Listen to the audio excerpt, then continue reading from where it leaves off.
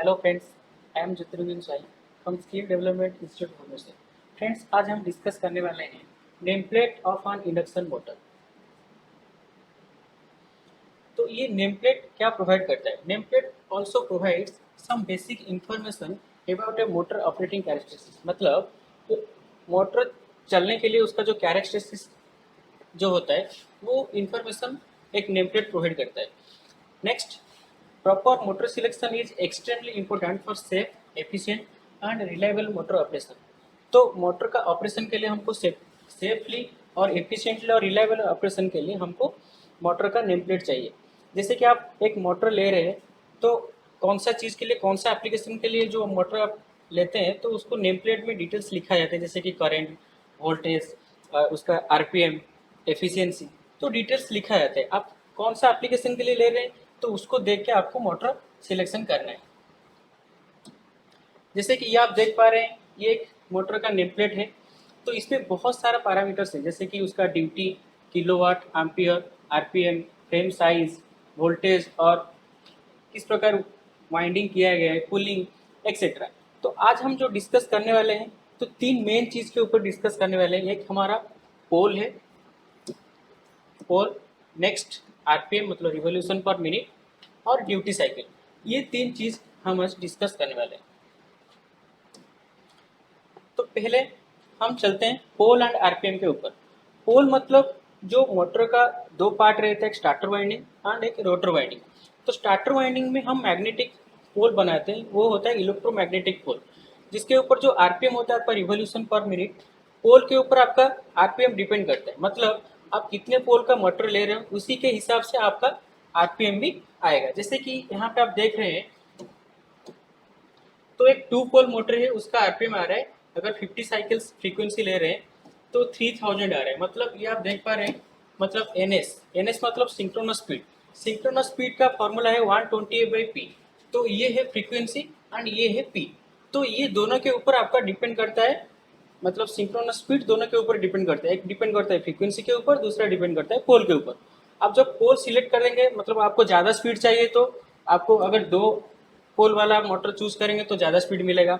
अगर आप 4 पोल वाला सिलेक्ट करें तो आपको 1500 आएगा। मतलब यहाँ पे अगर उसको डालेंगे पोल का फॉर्मूला में 120 into F divided by P, तो पी के जगह में हम डालेंगे 120 into P frequency 50 hertz and P के जगह में हम डालेंगे 2। तो ये आ जाएगा आपका 25, तो ये आ जाएगा आपका 3000। तो जैसे कि देख पा रहे हैं, तो ये पोल के ऊपर आपका डिपेंड करता है स्पीड, आरपीएम। जितने आप पोल आप सिलेक्ट करेंगे उसी के हिसाब से आपका आरपीएम कम होता जाएगा। जैसे कि 2 पोल में 3000 आरपीएम आ रहे हैं, 4 पोल में 1500 आरपीएम आ रहे हैं और 6 पोल में 1000। अगर 60 साइकिल आप फ्रीक्वेंसी चूज करेंगे तो उसी के हिसाब से आपका आरपीएम भी चेंज होगा।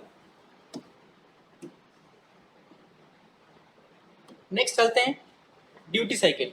ड्यूटी साइकिल एक बहुत इंपॉर्टेंट चीज़ है। जैसे कि ड्यूटी साइकिल जो मार्केट में मोटर अवेलेबल होती है तो मोस्टली S1 से लेके S10 तक अवेलेबल होती है। तो हम चलते हैं जानने के लिए ये S1 क्या होता है और S10 क्या होता है। मतलब S1 होता है उसका ड्यूटी साइकिल, मोटर कितने आवर तक कंटिन्यूसली चलता है। कुछ मोटर होता है कंटिन्यूसली चलता है, कुछ मोटर ब्रेक, कुछ टाइम ब्रेक दे के चलाते हैं, कुछ मोटर पीरियोडिकली चलता है। तो उसी के हिसाब से मार्केट में S1 से लेके S10 तक मोटर अवेलेबल होती है। तो जैसे कि आप देख पा रहे हैं यहाँ पे ड्यूटी साइकिल S1 है।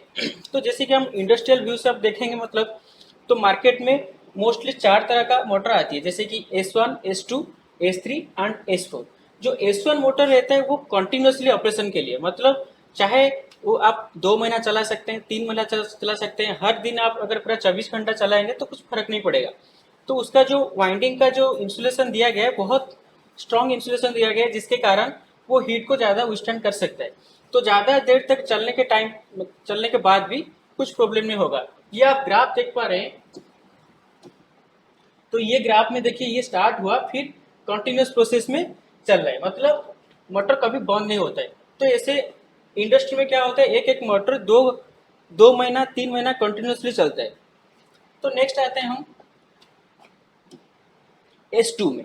S2 में क्या होता है, मतलब कुछ देर तक मोटर चला फिर उसके बाद बंद हो गया। जैसे कि मैं आपको एक एग्जांपल दे रहा हूँ, घर में आपका जो टंकी भरने के लिए जो आप मोटर यूज करते हैं वो मोस्टली लेता है S2 का। S2 का मतलब कुछ देर तक मोटर चला फिर लंबे समय तक मोटर का बंद रखते हैं फिर उसके बाद चलाते हैं। जैसे कि आपको सुबह में चाहिए 15 मिनट में मोटर का टंकी भरने के लिए, तो 15 मिनट में टंकी भर गया, फिर उसके बाद क्या होगा, हम मोटर को बंद कर देते हैं। फिर अगले दिन उसी मोटर को हम फिर से स्टार्ट करेंगे 15 मिनट के लिए। तो ये होता है क्या, पहले 15 मिनट चलाए फिर उसके बाद काफ़ी टाइम तक मोटर को बंद रखें। तो ये आता है आपका S2 में। अगर आप S3 वाला मोटर सेट करते हैं वो पीरियडिकली चलता है। पीरियडिकली मतलब 15 मिनट चला फिर 15 मिनट ब्रेक हुआ फिर 15 मिनट चला, ऐसे पीरियडिकली चलता है। अगर आपको चाहिए कि पीरियडिकली मोटर मतलब चलाने के लिए एक एप्लीकेशन चाहिए तो उसी के हिसाब से आप चूज कर सकते हैं। नेक्स्ट आता है आपका S4 टाइप।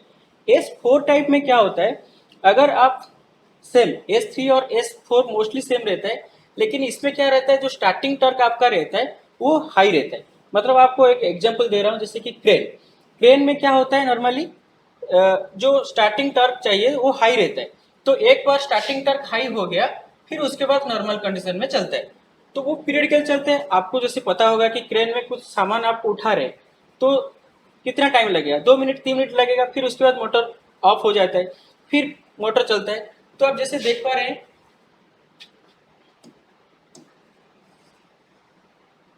ये देखिए ग्राफ को, हाई स्टार्टिंग टॉर्क गया फिर उसके बाद हाई स्टार्टिंग टॉर्क गया फिर उसका नॉर्मल कंडीशन में आ गया, तो ये टाइम मोटर ऑफ रहा।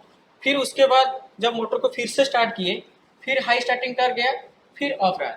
लेकिन ड्यूटी साइकिल S3 में क्या हुआ, मोटर कांस्टेंट स्पीड में चल रहा है। जब स्टार्टिंग हुआ तो कांस्टेंट स्पीड में चल रहा है और टॉर्क भी कांस्टेंट टॉर्क भी है। तो कुछ देर के बाद फिर बंद हो गया मोटर, फिर कुछ देर के बाद फिर मोटर चला, मतलब पीरियडिकली चल रहा है। कुछ देर के बाद चला फिर बंद हो गया फिर चला।